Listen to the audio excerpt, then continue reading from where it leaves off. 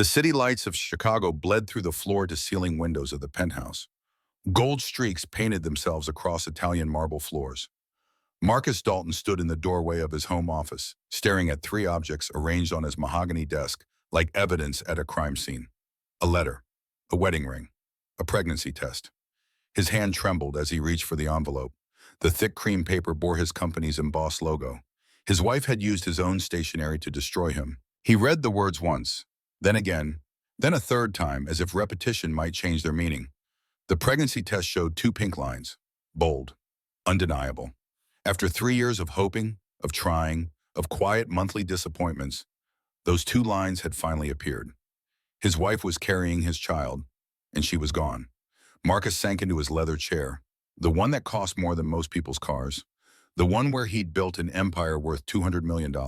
None of it mattered now. The silence in the penthouse was absolute, devastating. It was the sound of a world ending. He picked up his phone and scrolled back through the day's messages. 16 missed calls from Olivia, all while he'd been in that presentation, all while he'd been chasing another deal, another triumph, another monument to his own ambition. Her last text, sent at 2 in the afternoon, read simply, "Call me when you can, important." He'd never called back. Now it was 10:30 at night. The dinner table in the next room was set for a celebration he would never attend. Filet mignon grown cold on expensive china. Wine breathing in a crystal decanter. Candles that had never been lit. She'd planned something special. She'd wanted to tell him about the baby. Instead, she'd found something else. Project Celeste. Marcus closed his eyes. The folder, the photographs, the video. She'd seen it all. Every moment of his betrayal, cataloged and stored like architectural plans, like blueprints for destroying a marriage. His mind began to race backward through the day, searching for the moment when everything had still been salvageable, searching for the instant before the fall. 14 hours earlier, the morning had started the way every morning started. Marcus woke at 5. Olivia was still sleeping, dark hair spread across her pillow like silk. He'd kissed her forehead without waking her. A gesture. Automatic. The kind of touch that meant nothing because it required nothing. He'd dressed in the walk-in closet. Tom Ford suit, Hermes tie, shoes that cost $800. The uniform of a man who'd clawed his way up from nothing and refused to ever look poor again. By 5:30, he was in his car.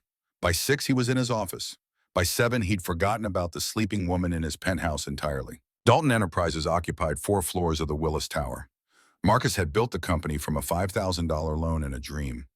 Now they shaped Chicago's skyline, luxury high-rises, mixed-use developments, projects that changed neighborhoods and made fortunes. He was good at building things, except apparently a marriage. The morning had been routine. Conference calls, blueprint reviews. The Riverside project was his baby. $35 million, 200 units. His biggest deal yet. Everything was riding on the final presentation to investors. At 9:45, his assistant had buzzed. "Your wife called, said it was important." "Tell her I'll call back after the meeting," Marcus had said. He never did.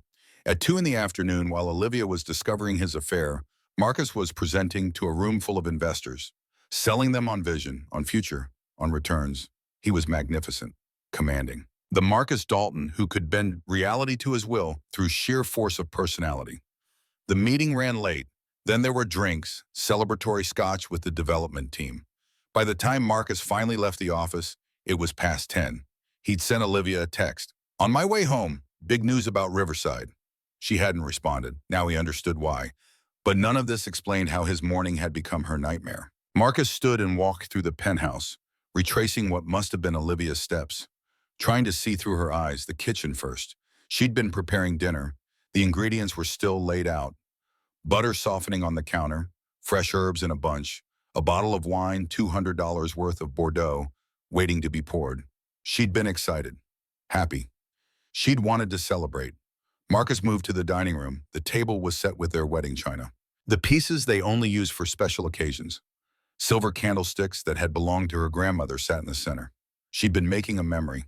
His throat tightened. He continued his tour of the crime scene. His home office. The door was open. He rarely left it open.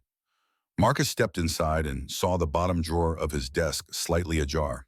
The drawer where he kept paperwork, tax returns, legal documents, and apparently one credit card statement he'd forgotten to shred. The secondary card. The one linked to his main account but billed separately. The one he'd used for dinners with Vanessa, for hotel rooms, for the necklace. Marcus pulled the drawer fully open. The statement was there, creased now from being folded and unfolded. He could see Olivia's fingerprints in the paper's texture, could imagine her hands shaking as she read through the charges. 3 dinners at Amara, a restaurant Olivia had never been to, 2 nights at Vertigo Lounge. A jazz club he'd told her was too loud, too crowded, not worth visiting. 1 night at the Whitmore Hotel, $850. The Tuesday he'd claimed to be in Milwaukee for a zoning meeting. Every lie itemized and billed. But the statement alone wouldn't have made her run. Marcus knew his wife. She was a pleaser, a peacemaker. She would have confronted him, given him a chance to explain, to lie, to charm his way out of it. No, something else had pushed her over the edge. He went to his laptop. The screen was dark, but when he touched the trackpad, it blazed to life. His cloud storage was open. The folder structure visible. Project Celeste. Even the name was a betrayal. Marcus remembered the night they'd chosen it. Their honeymoon in Santorini. 3 in the morning on a hotel balcony, wrapped in sheets, watching stars blur into the Aegean horizon. Olivia had pointed at a constellation. Celeste, she'd whispered, the celestial crown. If we ever have a daughter, that's her name. He'd agreed, had kissed her, had meant it. 3 years later, he'd given that name to another woman. Not as a promise of a future child, but as a pet project. A folder full of stolen moments with his mistress. Marcus clicked on the folder now. He hadn't opened it in weeks, hadn't needed to. Vanessa was gone from his life, dismissed and deleted, but the evidence remained. Photographs loaded onto his screen, dozens of them. Vanessa on a sailboat, wind in her champagne blonde hair. Vanessa at an art gallery, laughing at something he'd said. Vanessa wearing his cashmere coat on a balcony somewhere, looking back at the camera with adoration. And the necklace photograph, the one that must have destroyed Olivia completely. Marcus fastening a platinum chain around Vanessa's neck. The pendant was a constellation of diamonds forming a crown. Celeste. The jeweler had engraved the back. To my rising star. He'd given their daughter's name to his mistress as jewelry. The video file sat at the bottom of the folder. Marcus's finger hovered over it. He didn't want to watch, didn't want to see himself through Olivia's eyes, but he clicked anyway. The Whitmore hotel room filled his screen. Teal wallpaper, king bed in soft focus, champagne glasses catching light. His own voice, younger than he remembered, full of an intimacy that made him sick now. Close your eyes. Vanessa's laugh. Marcus, you're being ridiculous. Humor me. The sound of a clasp, a gasp. Then Vanessa's face flushed with pleasure, with love, with everything he should have been giving his wife. It's beautiful. I can't accept this. His own hands on her shoulders. Yes, you can. You've earned it. My rising star. Then the kiss, long, tender, familiar in a way that proved this wasn't the first time, wasn't even the 100th. The video ended. Marcus closed the laptop. His hands were shaking. Not with guilt, though that was there too. With understanding, with the crystal clear realization of what Olivia had felt watching this. She'd been pregnant. Finally, after 3 years carrying the child they'd both wanted so desperately. She'd probably spent the morning planning how to tell him, imagining his reaction, his joy. Instead, she'd found proof that he'd been living a second life, that he'd taken their most sacred promise and given it away like a party favor. The betrayal wasn't just about another woman. It was about stolen identity, about a future murdered before it could even begin. Marcus returned to his office, to the letter on his desk. He read it again, hearing Olivia's voice in every word. Marcus, I found Project Celeste, the folder, the necklace, the video. You gave our daughter's name, the promise we made under the Santorini stars to her. You gave our constellation, the sacred thing we created together, to her. This baby and I deserve better than stolen identities and secondhand dreams. Don't look for us. We're gone. She'd signed it simply, Olivia. Not Liv, not the pet name he'd used for 3 years, her full name, a reclamation of self, a line drawn. Marcus picked up the pregnancy test, held it like a religious artifact. 2 pink lines, a daughter growing inside a woman who'd vanished into the night. His daughter, his wife, both gone because of him. He grabbed his phone with shaking hands and dialed Olivia's number. It rang once, then clicked to a generic voicemail. Her phone was in the other room, powered off on the nightstand, next to her wedding ring. She'd left everything that connected her to him, everything except the baby. Panic rose in his chest like water. He called Olivia's mother, Patricia. The phone rang 4 times before a sleepy voice answered. Marcus, it's almost 11. What's wrong? Is Liv there? A pause. Why would she be here? Marcus, what's going on? Nothing, If she calls, tell her to call me. Marcus, you're scaring me. She's fine. I'm sure she's fine. He hung up before Patricia could ask more questions, before he had to admit he'd driven his pregnant wife away. Next, he called Olivia's sister, Jennifer, straight to voicemail. Then her best friend, Melissa, who answered confused and concerned. Have you talked to Liv today? Not since book club Thursday. Why, is everything okay? Fine, everything's fine. Sorry to bother you so late. Marcus, wait. He hung up, sat on the floor with his back against the bed, the floor where he and Olivia had made love countless times, where they'd talked about baby names and nursery colors, where they'd built a future that he'd systematically demolished. The penthouse felt enormous around him. 4,000 square feet of imported marble and designer furniture, windows that cost more than most houses. Art on the walls worth 6 figures, all of it meaningless. Marcus had grown up in an 800 square foot apartment on the south side. His mother, Catherine, had raised him alone after his father left when Marcus was 6. She'd worked double shifts as a hospital administrator, bought his clothes from Goodwill, signed him up for free lunch programs at school. He'd built Dalton Enterprises to prove he wasn't that poor kid anymore, to prove his father had been wrong to leave, to prove he was worth something. But somewhere in the building, he'd forgotten what actually mattered. Olivia had never cared about the money. She'd fallen in love with Marcus when he was still clawing his way up, when deals failed and creditors called. She'd loved him when he was vulnerable, human, real. He'd repaid that love by turning her into an accessory, a beautiful object in his perfect life, trophy wife in his trophy penthouse. And when she'd stopped feeling like enough, when his ego had demanded more feeding, he'd found Vanessa, young, ambitious, full of admiration for the great Marcus Dalton. He'd told himself it was just stress relief, just an affair, something he could compartmentalize and control. He'd been wrong. Marcus didn't sleep that night. By dawn, he'd called Detective Harrison Webb, ex-FBI, the best private investigator money could buy in Chicago. Webb arrived at the penthouse at 7 in the morning. He was 55, built like a boxer gone soft, with eyes that had seen everything twice. Tell me what happened. Marcus handed him the letter. Webb read it without expression. Your wife left yesterday evening, took nothing but clothes and cash, left her phone, her cards, her car. That right? Yes. Mr. Dalton, I'm going to be straight with you. She doesn't want to be found. That's the hardest kind to find. I don't care how hard it is. Find her. Webb pulled out a notepad. I'll need access to bank accounts, phone records, known associates, places she might go. Whatever you need. This is going to be expensive. Money is no object. Webb looked up from his notepad, met Marcus's eyes. Mr. Dalton, in my experience, money's never the object in cases like this. It's about trust.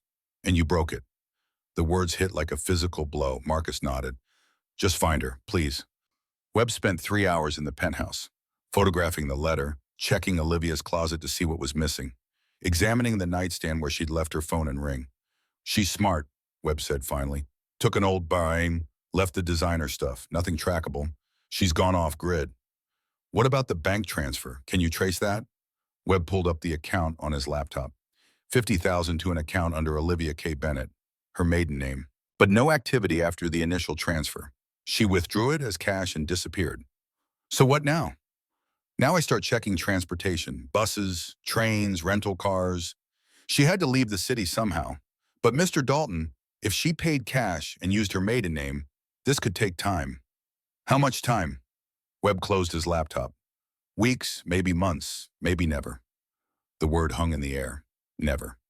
Marcus went through the motions of his day like a ghost. He showered, dressed, drove to the office. Sat in meetings where people talked and he heard nothing. The Riverside project was moving forward. Investors were happy. His company was thriving. He couldn't have cared less. By day 3, David Sullivan showed up at Marcus's office. David was his business partner, his COO, the man who'd helped build Dalton Enterprises from nothing. They'd been friends for 12 years. David closed the office door, sat across from Marcus without waiting for an invitation. You look like hell. Olivia's gone. Gone where? I don't know. She left. She's pregnant. She's gone. David's face went through several expressions. Surprise. Concern. Then something else. Something that looked like guilt. Marcus saw it. You knew. Knew what? About Vanessa. You knew. David shifted in his chair, looked away.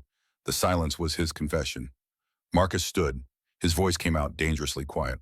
How long? Marcus, it wasn't my place to... How long? 6 months, maybe more. I saw you two at Vertigo once. Figured it was just... I thought you had it under control. Marcus laughed, a harsh, broken sound. Under control. My pregnant wife is missing. I have no idea where she is or if she's safe. Does that sound under control to you? I'm sorry, I should have said something. I should have... Get out. Marcus, come on. Get out. Marcus swept his arm across his desk. Papers, pens, a laptop all crashed to the floor. David stood, hands raised in surrender. I'm sorry, David said again, so am I. David left. The door clicked shut. Marcus sank back into his chair and put his head in his hands. 12 years of partnership, of friendship, of building something together. Gone in 30 seconds. But he couldn't blame David. Not really. David hadn't destroyed Marcus's marriage. Marcus had done that all by himself. That evening, Marcus summoned Vanessa to his office.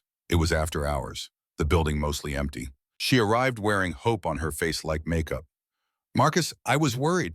You haven't returned my calls. It's over. The hope cracked. What? This, us, whatever this was, it's over. Because of your wife? Anger crept into Vanessa's voice. Marcus, you told me things were bad at home. You said she was cold, that you were more like roommates. Stop. You said you were thinking about divorce. Was that all lies?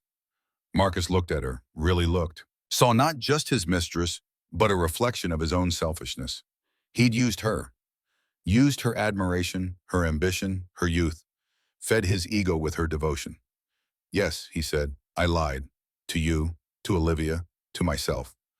I said whatever I needed to say to justify doing what I wanted to do. Vanessa's eyes filled with tears. So what am I? Just a mistake you're erasing? My wife is pregnant. She found out about us. She's gone. Vanished. I have no idea where she is. The color drained from Vanessa's face. Pregnant? Oh God, Marcus, I didn't know. I swear I didn't know. I know you didn't, because I didn't tell you. Because I'm a liar and a coward, and I destroyed my family. I thought... Vanessa's voice broke. I honestly thought she knew about us. The way you talked about her, like she was part of your business operations instead of your life. I assumed you had some kind of arrangement. The words landed like punches. Marcus saw it clearly now. He'd painted Olivia as cold, distant, career-focused. He'd created a fictional wife to justify his real affair. He'd lied so thoroughly he'd almost believed it himself. You need to leave, Marcus said. Clear your desk tonight. HR will process your severance. I never want to see you again. Vanessa stood. Tears streaked her makeup. You used me. Yes. You're unbelievable. Yes. She turned and walked out. Marcus watched her go, felt nothing, not relief, not regret, just emptiness. He'd destroyed 3 lives with his selfishness. Olivia's, Vanessa's, his own. The question was whether he could rebuild any of them. While Marcus's world imploded in Chicago, Olivia was driving. She'd been on the road for 3 days. Indianapolis first, then Columbus, then Pittsburgh, always paying cash, always using her maiden name, always moving east. On the 3rd day, she reached Harbor Point, Maine. The town appeared through morning fog like something from a postcard. Population 3,200. Fishing boats in the harbor. White church steeples. A lighthouse standing guard over rocky shores. Olivia drove slowly down Main Street, past the Lighthouse Cafe, past Harbor Point Library, past small shops with hand-painted signs and flowers in window boxes. It was the opposite of Chicago in every way that mattered. She found a cottage for rent on Coastal Lane. The landlord, Mr. William Hayes, was 70 with weathered hands and kind eyes that didn't ask questions. Name? Olivia Bennett. Her maiden name felt strange in her mouth, like wearing old clothes that didn't quite fit anymore, but also liberating, a shedding of skin. $800 a month, first and last up front. Olivia counted out cash, $1,600 bills. Mr. Hayes didn't blink. Utilities included? Heat and water, electric separate. I'll take it. He handed her a key, heavy, old-fashioned, nothing like the electronic fob that had opened her Chicago penthouse. Welcome to Harbor Point, Miss Bennett. The cottage was small, maybe 800 square feet total, weathered shingles, a front porch with a rocking chair, windows that looked out over the harbor toward the lighthouse. Inside, everything was simple. Worn hardwood floors, a fireplace that actually worked, furniture that came with the rental, mismatched but comfortable, quilts that smelled like cedar. No marble, no imported fixtures, no pieces that cost more than a car. But when Olivia stood at the window and watched fishing boats bob in the harbor, she felt something she hadn't felt in years. Peace. She unpacked her single duffel bag. Jeans, sweaters, running shoes, the sketchbooks she hadn't drawn in for 4 years, her mother's locket, a photograph of her parents on their wedding day. Everything that mattered fit in one bag. Everything else she'd left behind. That first night, Olivia sat on the cottage porch wrapped in a quilt. The fog was rolling in. The lighthouse beams swept across the water in steady intervals. The sound of waves against rocks provided a rhythm she'd forgotten existed. She put her hand on her stomach. Still flat, but not for long. "Just you and me," she whispered to the baby. To Grace, though she hadn't decided on the name yet. "We're going to be okay." The baby kicked. Just a flutter, barely there, but real. Olivia cried then, not from sadness or fear, though both were there, but from relief, from the overwhelming knowledge that she'd done the right thing. She wasn't running from something. She was running toward something, toward a life where she could be whole, where her daughter could grow up watching her mother make choices instead of compromises, where love meant liberation instead of possession. Harbor Point wasn't Chicago. It wasn't power or prestige or penthouses, but it was hers. And for the first time in 3 years, that was enough. The lighthouse beam swept past again. Olivia pulled the quilt tighter and watched the fog swallow the harbor. Somewhere 1,300 miles away, Marcus was probably tearing Chicago apart looking for her. Let him look. She was already gone, already becoming someone new, already building the life her daughter deserved. The past was behind her now, beautiful and broken, and finally, mercifully, over. The future was here, in this small cottage, in this quiet town, in the flutter of life growing inside her. Grace was coming, and Olivia would be ready. 2 months passed like water through fingers. Marcus learned that grief had no schedule, no roadmap. Some mornings he woke convinced this was all a nightmare, that Olivia would be in the kitchen, making coffee, belly swollen with their child, smiling at him like she used to. Then reality would crash down. The empty penthouse, the unanswered questions, the silence that had become his only companion. Detective Webb's reports came weekly, each one the same. No credit card activity, no phone records, no sightings. Olivia Bennett had vanished as completely as if she'd never existed. Marcus sat in Dr. Thomas Bradford's office on a Thursday morning in November. Rain streaked the windows. The therapy room was deliberately neutral. Beige walls, comfortable chairs, a clock that ticked too loudly. "You look tired," Bradford said. Marcus hadn't slept more than 3 hours a night since Olivia left. "I'm fine." "You're not here to be fine. You're here to be honest."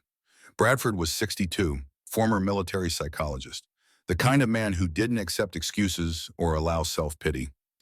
David had recommended him. Marcus had resisted for weeks before finally agreeing. "I keep thinking about the morning she left," Marcus said. "I kissed her forehead, didn't even wake her up, just kissed her and left." "Why didn't you wake her?" "I had an early meeting." "You had meetings every morning." Marcus looked at his hands. "Yes." "Tell me about your father."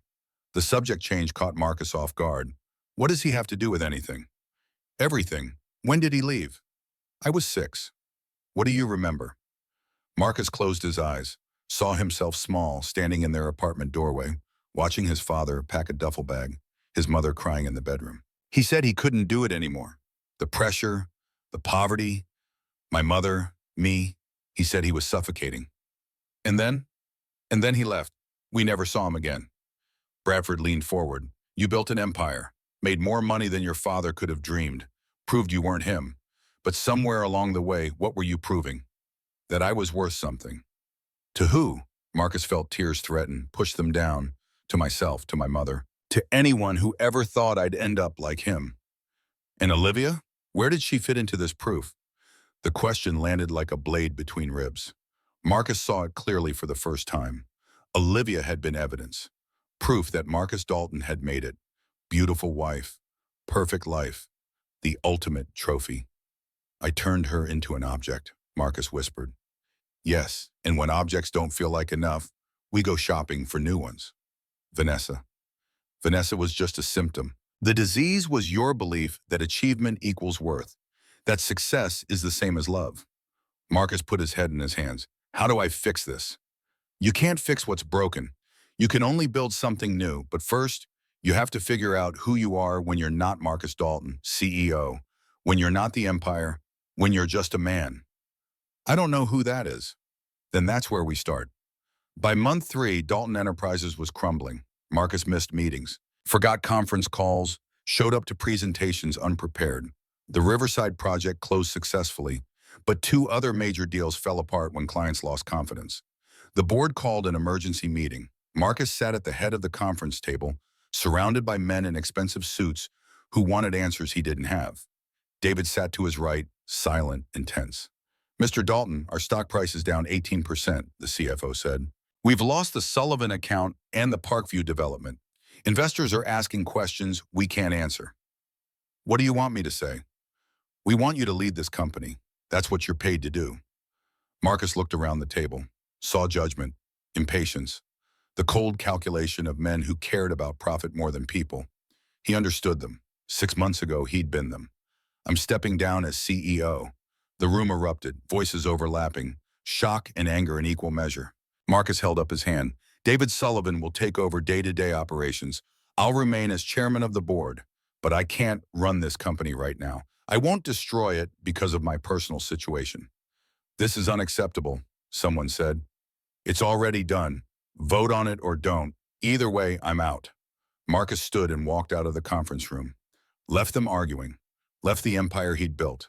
For the first time in his adult life, he chose something other than success. David found him in his office an hour later. Marcus was packing his personal items into a box. Photographs, awards, the detritus of ambition. That took guts, David said. Or stupidity. No, guts. David sat in the chair across from the desk, the same chair where he'd sat 2 months ago when Marcus had thrown him out. I'm sorry for not saying something about Vanessa, for being a coward. Marcus stopped packing. I'm sorry for blaming you, for exploding. You were trying to be a friend, not a very good one.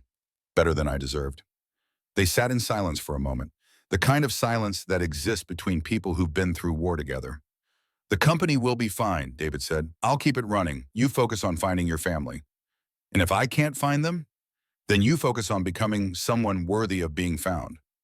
Marcus closed the box, looked around his office, corner office, 60th floor, windows overlooking the city he'd conquered. None of it meant anything without Olivia. Run it well, Marcus said. You've earned it. I'll try to live up to the legend. Don't. Build something better. That evening, Marcus's mother showed up at the penthouse unannounced. Dr. Catherine Dalton had a key. She'd always had a key, even though she rarely used it. She found Marcus on the living room floor, surrounded by baby books. What to expect when you're expecting. The first year. Parenting guides he'd never read because he'd assumed there would be time later. Now later had been stolen. Catherine sat on the couch above him. She was 62 but looked younger, strong from years of hospital work, hair gray but eyes sharp. You look terrible. Hello to you too, Mom. David called me, said you quit. I stepped down. There's a difference. Catherine picked up one of the baby books, flipped through it. When were you going to tell me I was going to be a grandmother? Marcus felt his throat close. I only found out the night she left. And the affair? When were you going to tell me about that?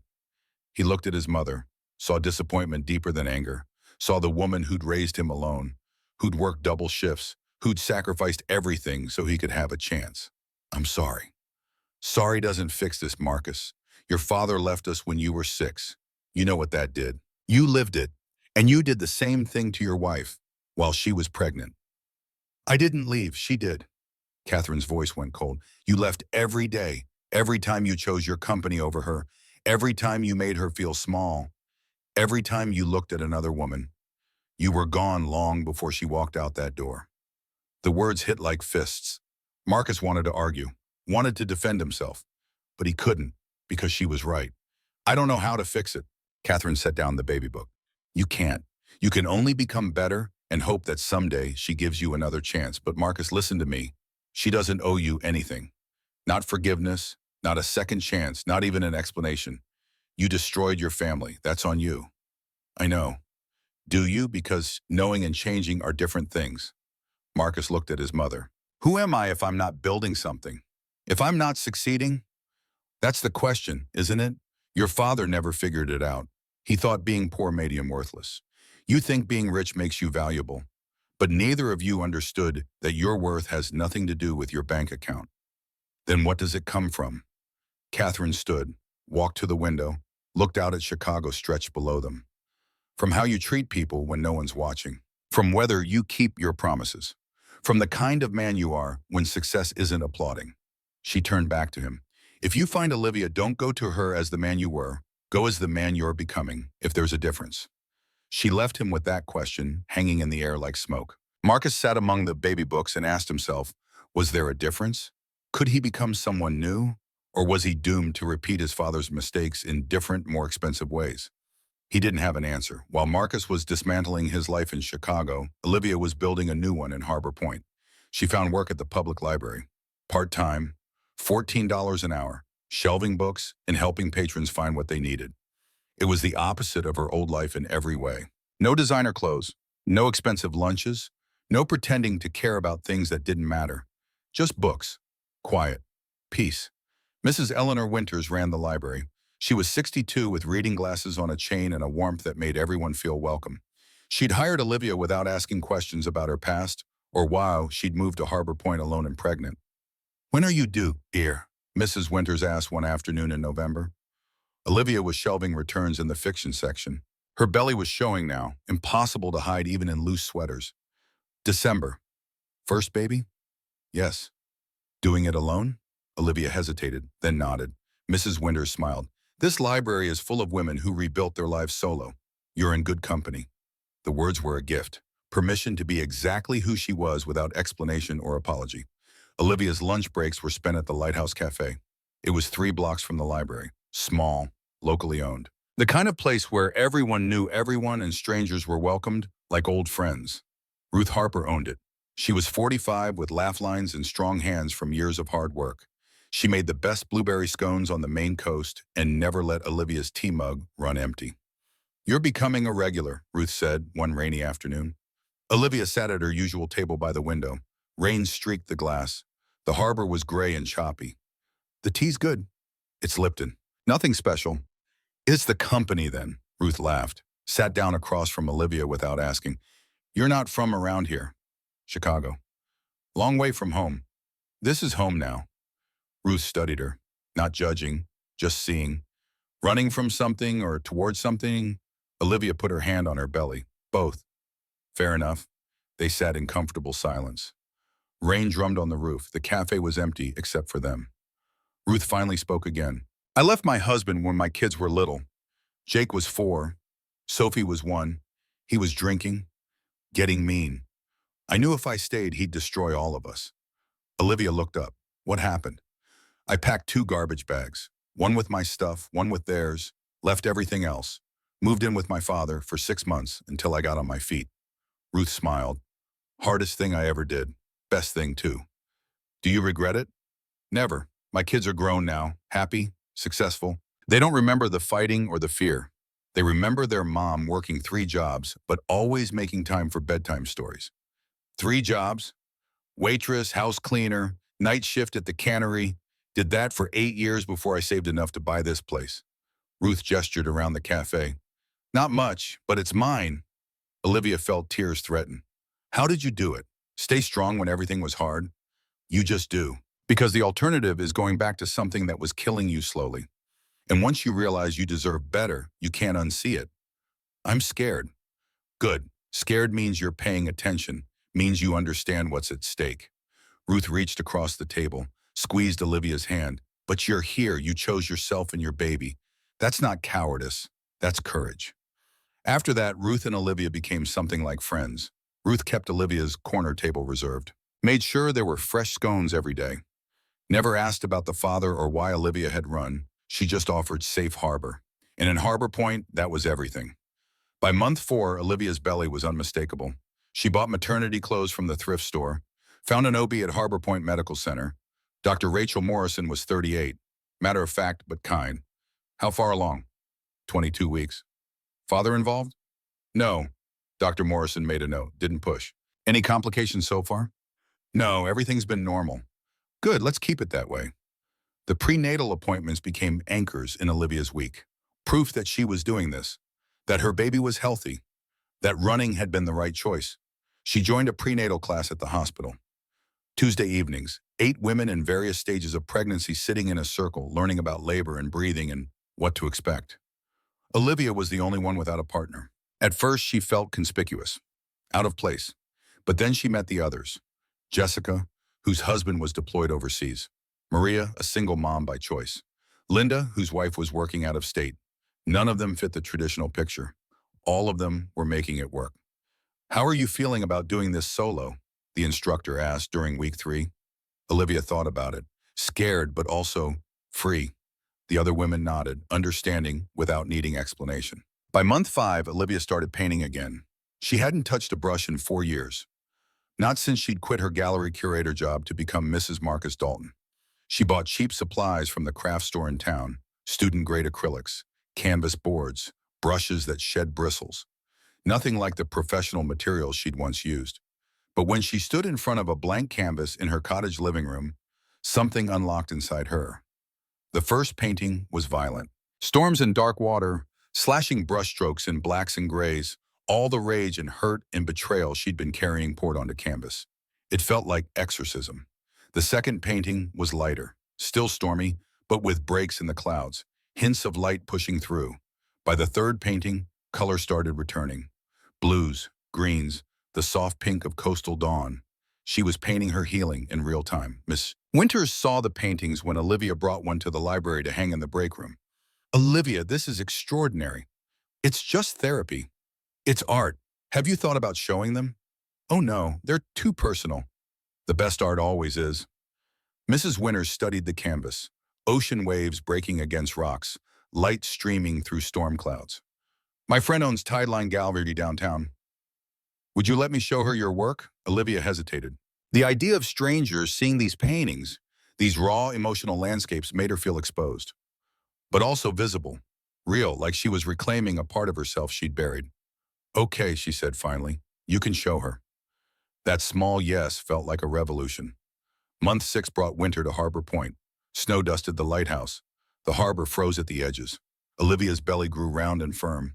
The baby kicked constantly now, strong jabs that took her breath away. She'd lie in bed at night, hand on her stomach, feeling this tiny life moving inside her. I'm going to call you Grace, she whispered, for the grace to start over. Not Celeste. That name belonged to a different future, one that had died the day she found the video. Grace was new, untainted, a promise instead of a theft. One evening in early December, Olivia sat at the library computer during her lunch break. She'd avoided Googling Marcus, avoided any connection to her old life. But curiosity won. She typed his name into the search bar. Hit enter. The Chicago Tribune article loaded. Her breath caught. Dalton Enterprises restructures as founder steps back. The photograph showed Marcus outside Dalton Tower. He looked wrecked. Gaunt face, unkempt beard, dark circles under eyes that had lost their fire. The article said he'd stepped down as CEO. That David Sullivan had taken over. That sources cited a personal crisis. Olivia stared at the photo. Part of her felt vindicated. Good, let him suffer. Let him feel a fraction of what he'd put her through. But another part felt something unexpected. Pity. Compassion. He looked broken in a way money couldn't fix. Her hand hovered over the phone in her pocket. She could buy a burner. Call him, tell him she was okay, that the baby was healthy. Then Grace kicked, hard, a reminder. Her priority was this baby, not Marcus's pain, not his suffering, not his redemption arc. She closed the browser, deleted the history, walked out of the library into the cold December air. Whatever Marcus was going through, he'd earned it. She owed him nothing, not forgiveness, not absolution, not even knowledge that his daughter was growing strong and healthy inside a woman who'd finally found peace. The debt had been paid in full the moment she'd walked out of that penthouse. Back in Chicago, Marcus was drowning. The company restructure had freed his time, but left him unmoored. Without work to hide behind, he had to face himself. It was unbearable. He sold the penthouse in November. Couldn't stand being there anymore. Every room was haunted. Every corner held memories of Olivia. He moved into a hotel suite, smaller, anonymous, a place to exist but not live. Webb's reports continued, no new information. The trail was ice cold. Olivia had vanished completely. "I'm sorry, Mr. Dalton," Webb said during their monthly meeting. "Without a phone or credit card trail, there's nothing to follow. She could be anywhere. Keep looking." "I am, but I need you to prepare for the possibility that we may never find her." Marcus couldn't accept that, wouldn't. His daughter was out there somewhere, growing, being born soon, living a life he knew nothing about.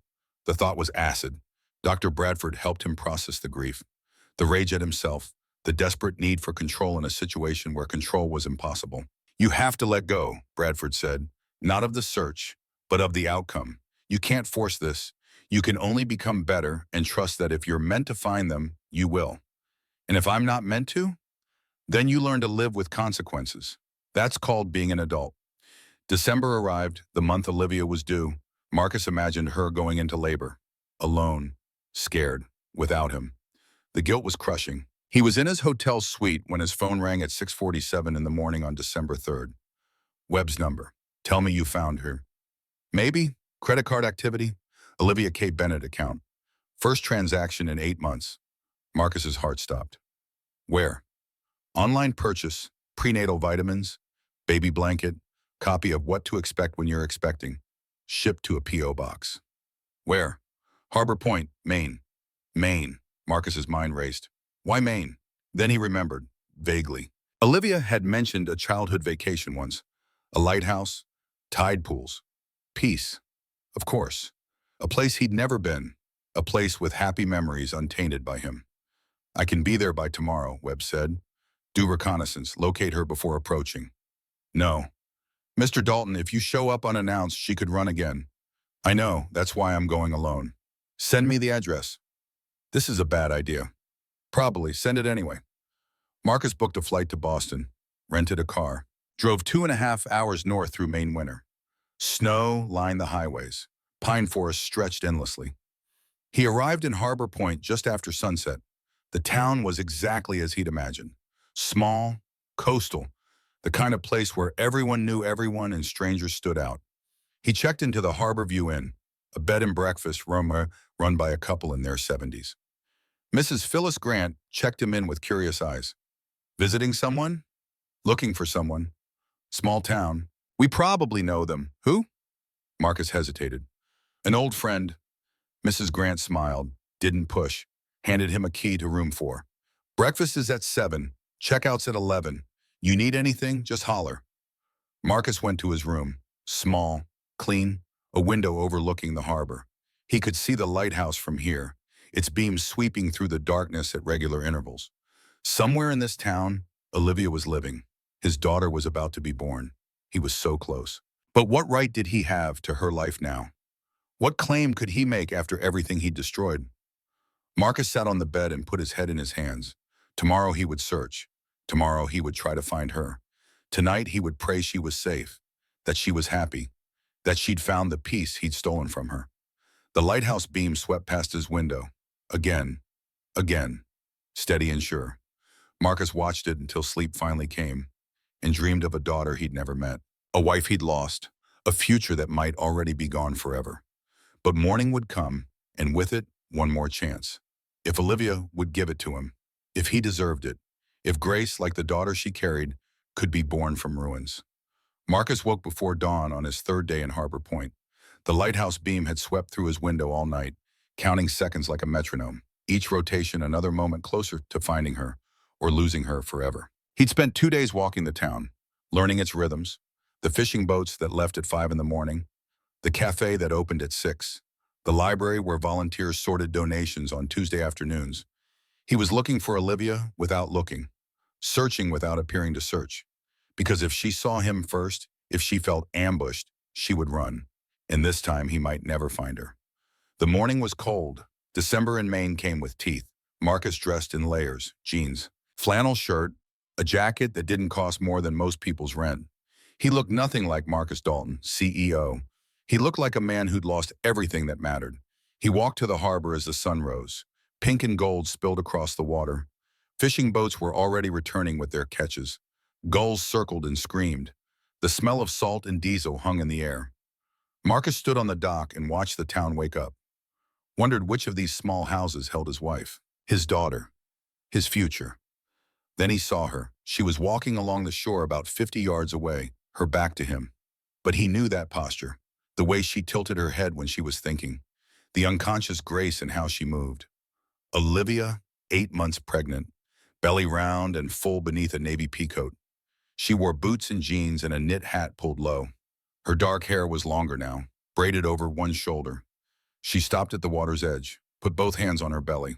Talking to the baby, though Marcus was too far away to hear the words. His first instinct was to run to her, to call her name, to fall on his knees and beg forgiveness. But he didn't. He watched from behind a stack of lobster traps as she crouched carefully, picked up a shell, examined it in the morning light, pocketed it, stood again with the careful movements of late pregnancy. She looked happy. Not the performative happiness of their Chicago life. Not the smile she wore at charity galas and business dinners. Real happiness. The kind that came from deep inside. She looked whole. Marcus felt his heart break in an entirely new way. He'd expected to find her suffering, struggling, regretting her choice to leave. Some part of him had needed that. Had needed to believe she was incomplete without him. But she wasn't. She'd saved herself. She'd built a life here, a real life. Not a gilded cage, but something true. And he had no right to destroy that peace just because he was finally ready to be better. Olivia walked past him, close enough that he could have reached out and touched her. She never looked his way, never sensed him. She was lost in her own thoughts, in conversation with the daughter she carried. Marcus stayed hidden until she disappeared around the bend. Then he walked back to the inn on shaking legs. Mrs. Grant was in the kitchen making breakfast, bacon and eggs, fresh biscuits, the kind of food that tasted like home. "You look like you've seen a ghost," she said. Marcus sat at the small dining table. "I found my friend." "That's good news, isn't it?" "I don't know. She looked happy without me." Mrs. Grant poured him coffee, set the mug down gently. "Sometimes the people we love need to be happy without us before they can be happy with us again." "What if she never wants me back?" "Then you love her enough to let her go.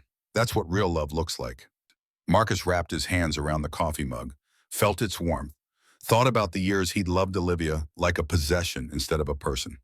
He went to his room and spent the afternoon writing, crossed out lines, started over, tried to find words that could carry the weight of 8 months of transformation. Finally, he had something. Not perfect, but honest. He folded the letter, put it in a simple envelope, no embossed logos, no expensive paper, just his words and his hope. That evening, Marcus walked to Coastal Lane. He'd gotten the address from Webb's report. P.O. box patterns had led to delivery routes, had led to a small cottage with flower boxes and a rocking chair on the porch. Number 7. He could see light through the windows, an easel set up in what must be the living room, paintings leaning against walls. She was creating again. Marcus walked up the porch steps.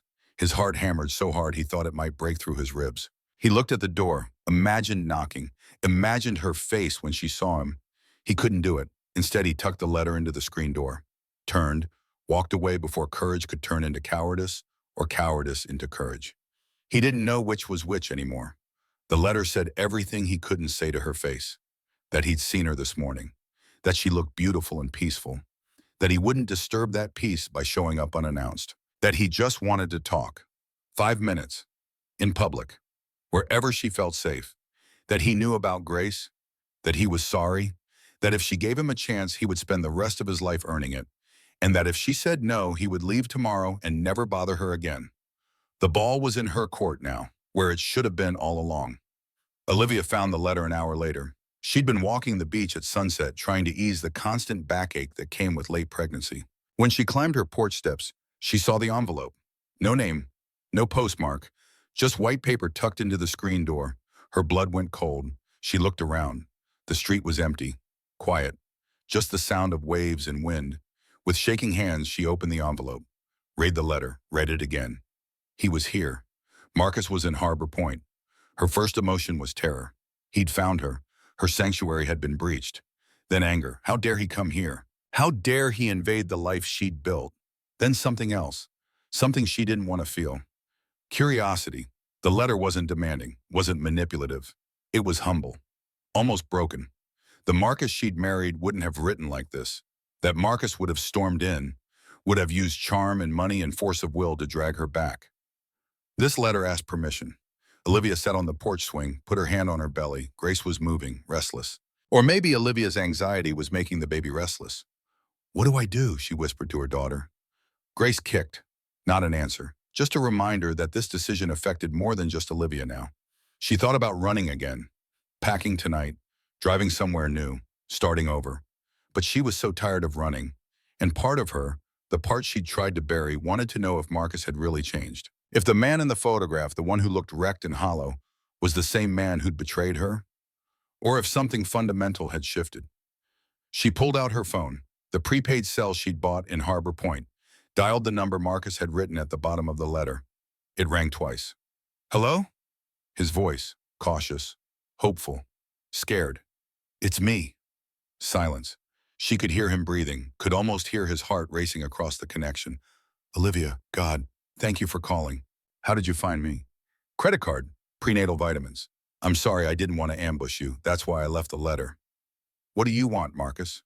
"5 minutes. To see you, to apologize. That's all."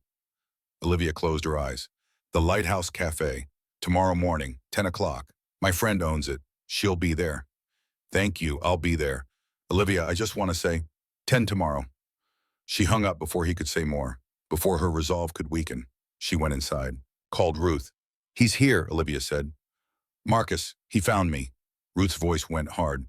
"Do you want me to call the police?" "No, I agreed to meet him at the cafe tomorrow morning. Can you be there?" "Honey, I'll be right behind that counter. You signal me, and he's gone.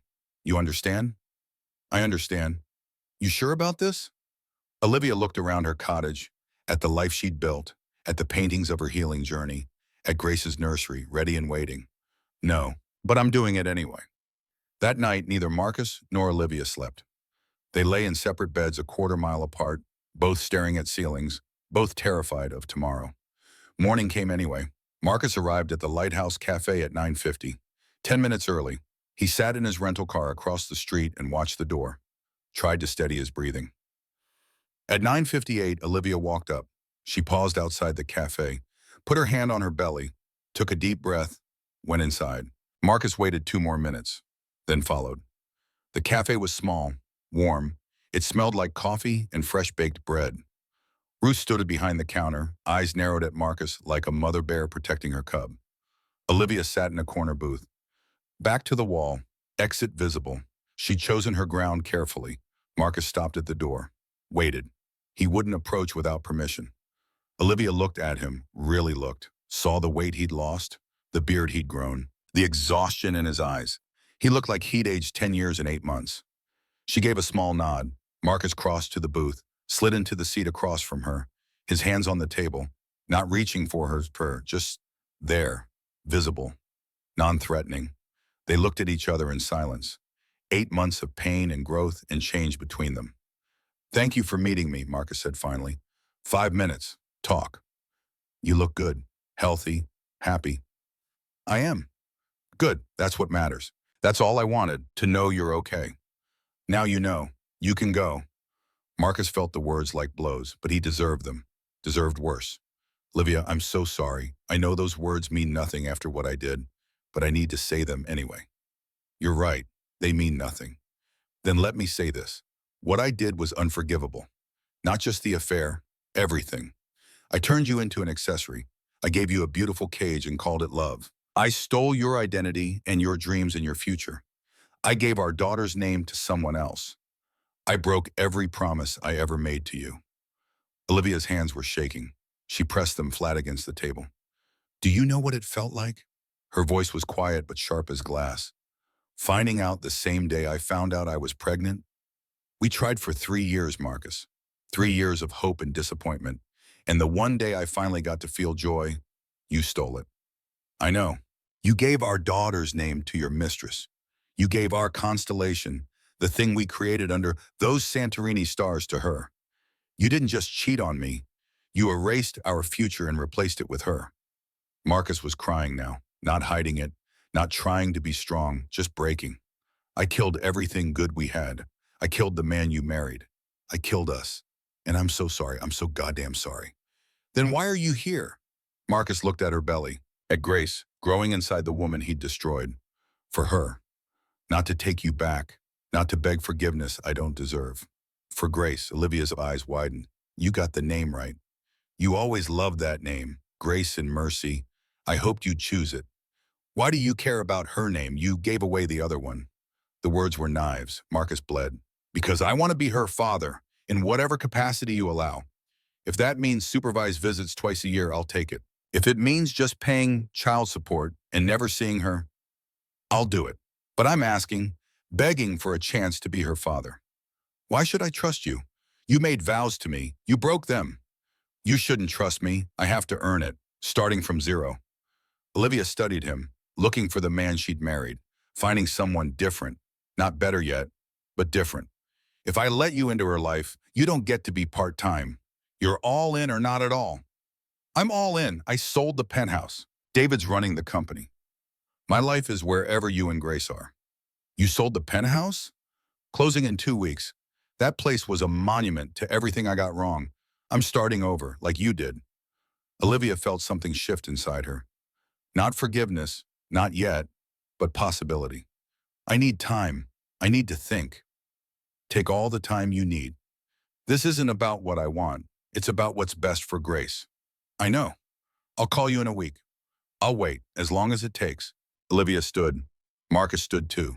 They looked at each other across 2 feet of space that felt like miles. You're really different, Olivia said. Or you're a good actor. I'm different. I had to be. The old Marcus lost everything. This Marcus is trying to become someone worthy of a second chance. Olivia nodded, turned, walked out. Marcus sat back down, put his head in his hands.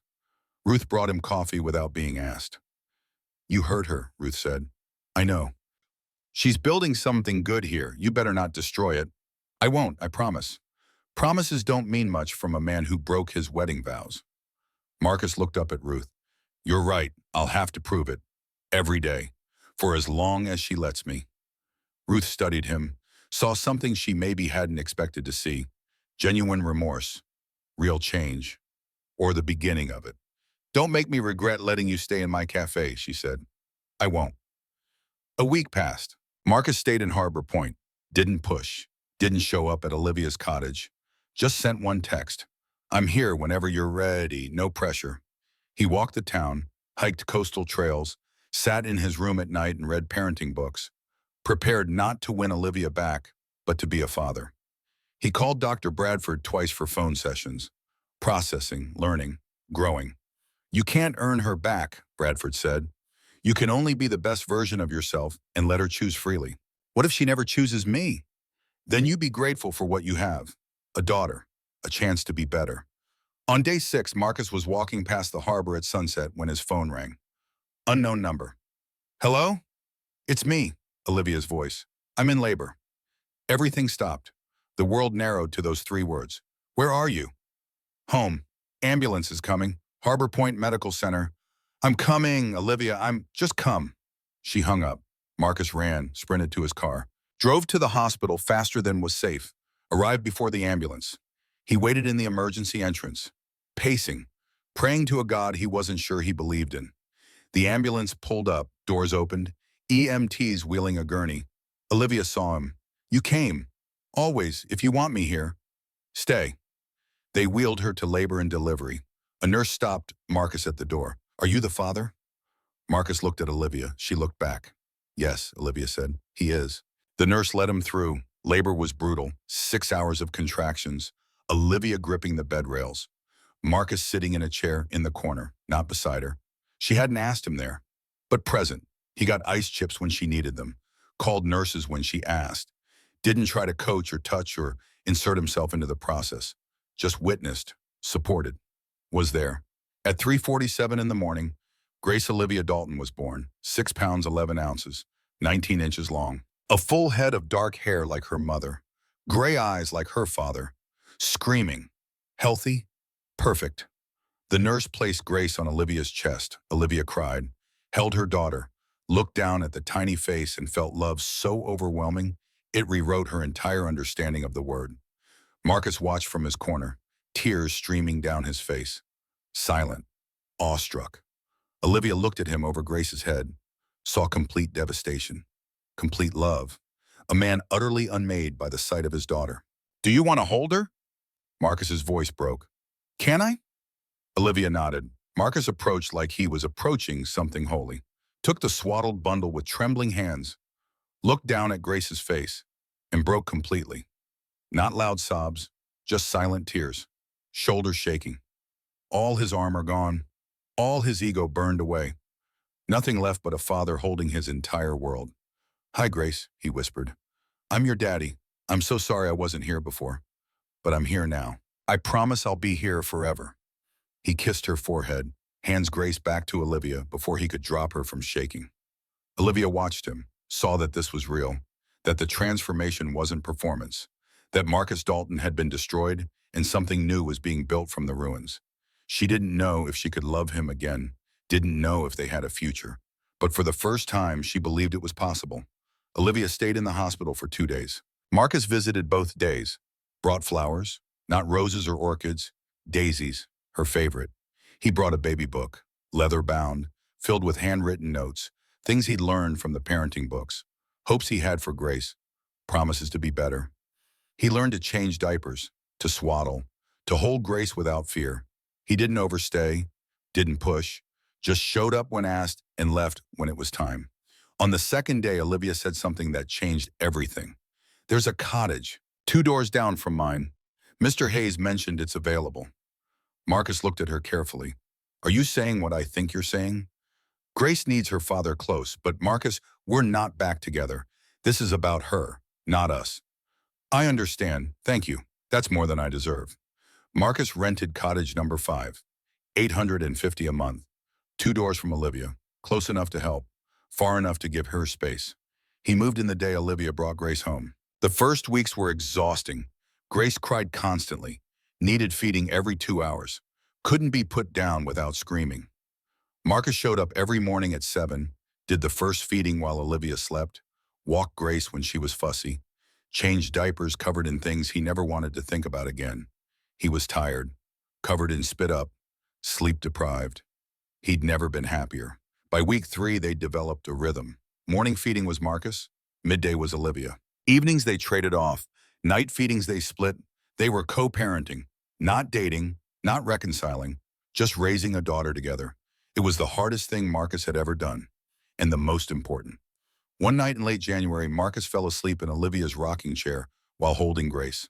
Olivia found him there at 2 in the morning, Grace asleep on his chest, both of them breathing in sync. She stood in the doorway and watched them, her daughter and her daughter's father, and felt something crack open in her chest. Not love, not yet, but the possibility of love, the beginning of forgiveness. She covered Marcus with a blanket, went back to bed, lay awake thinking about futures and pasts and the space between where healing happened.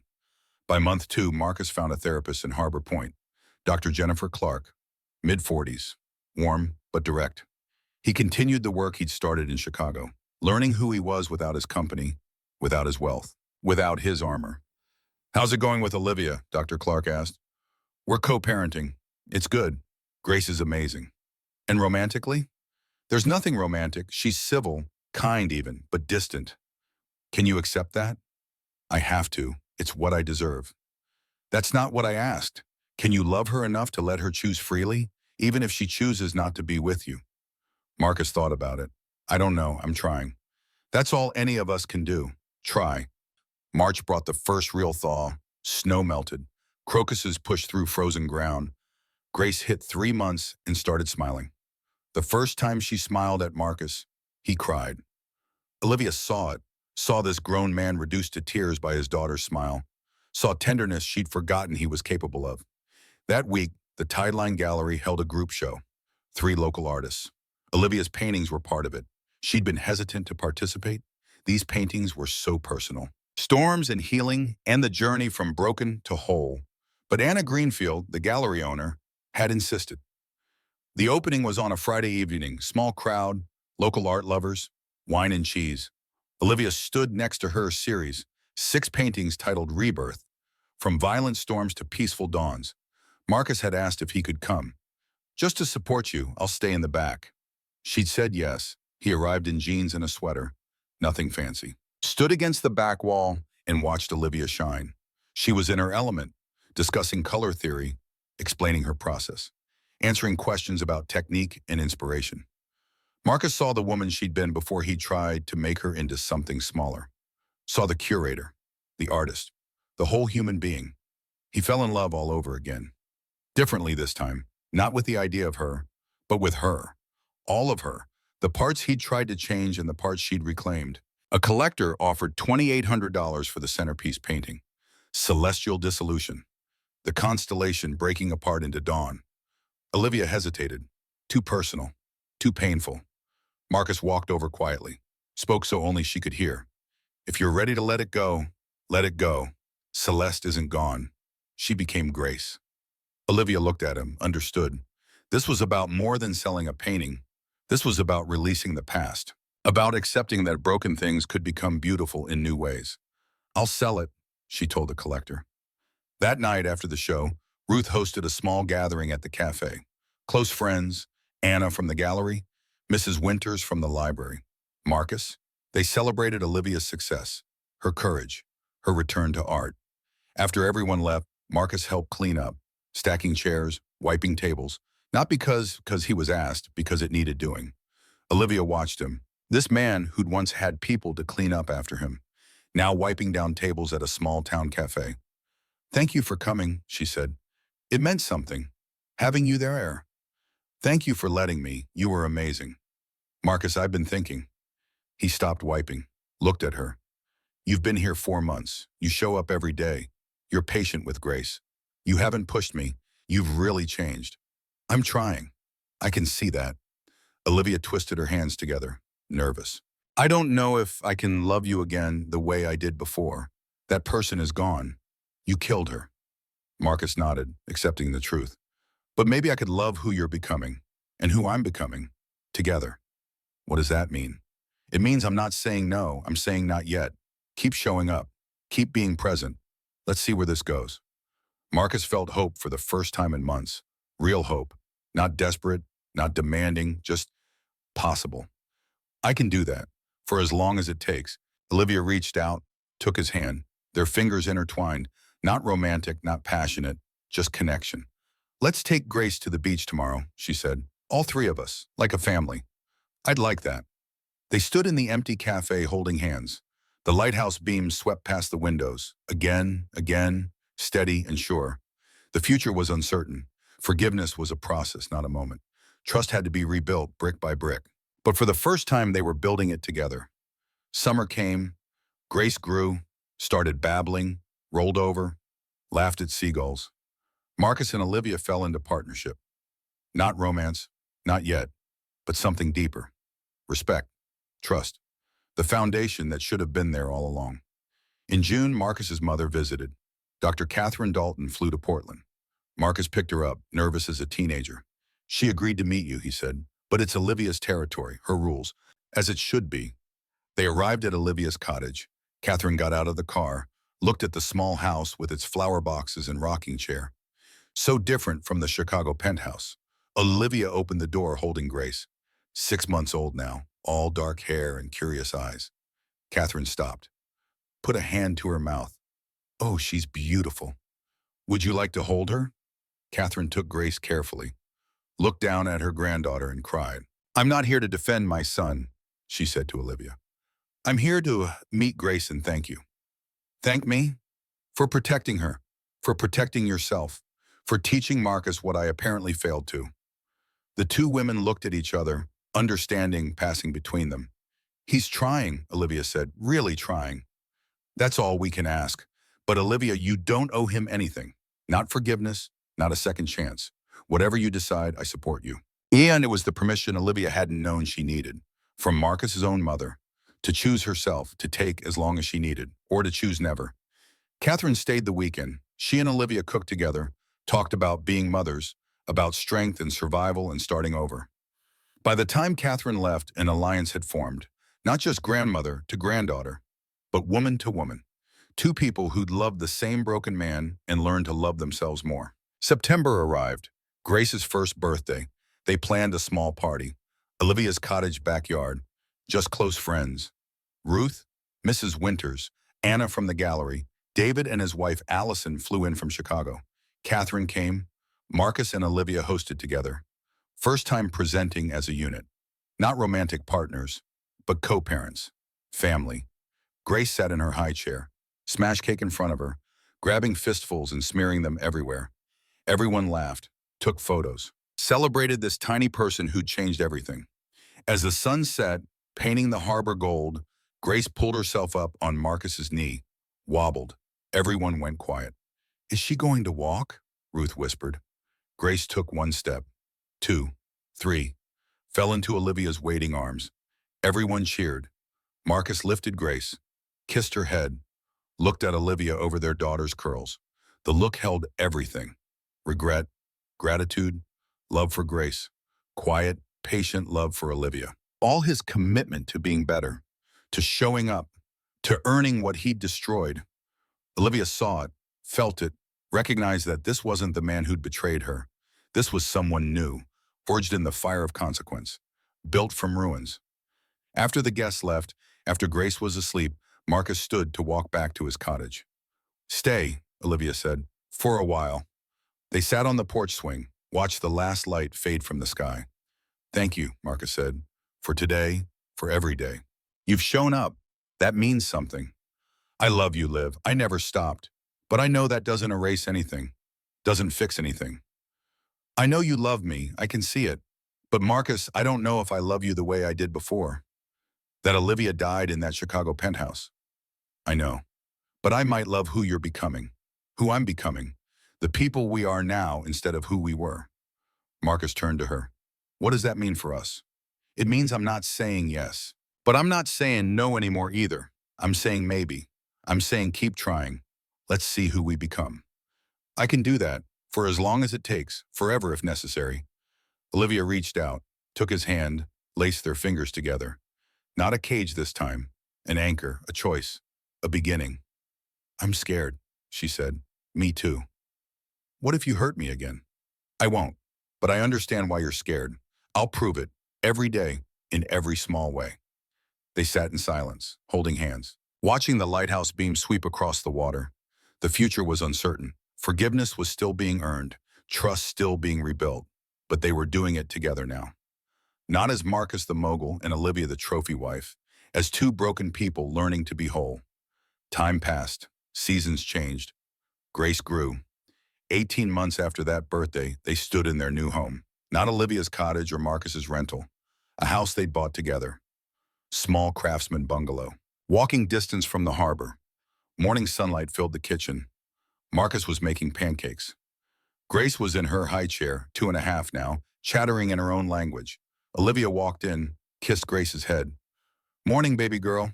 Marcus poured coffee, handed her a mug. Their hands brushed. They smiled. They'd been living together for 6 months, taking it slow. Building trust one day at a time. They weren't remarried. Olivia still wore a different ring. A promise ring Marcus had given her 3 months ago. He'd gotten down on one knee, Grace toddling around them.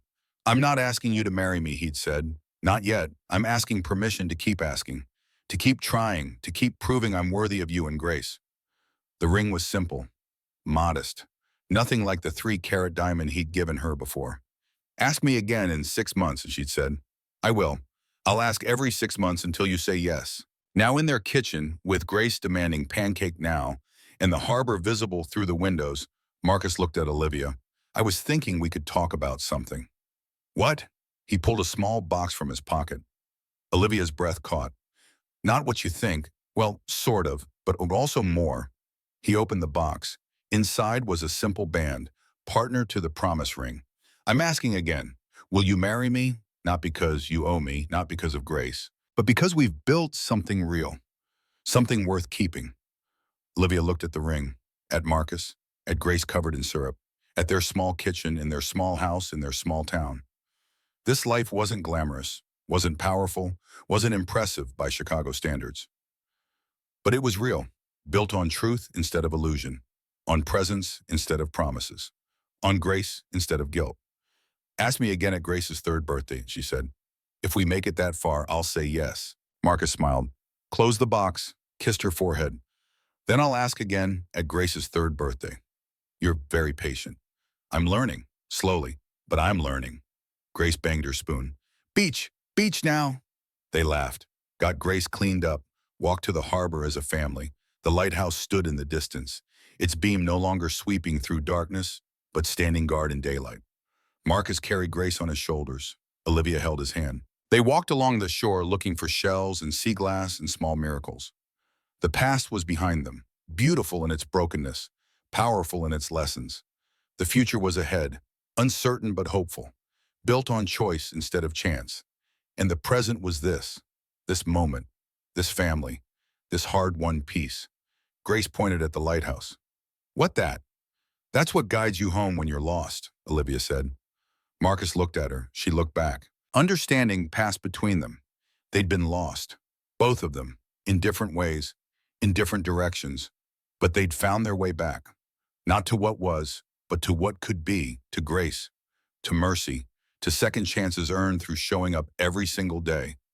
The lighthouse beam swept past them, again, steady and sure, like love, like forgiveness, like the slow, patient work of becoming better, like coming home.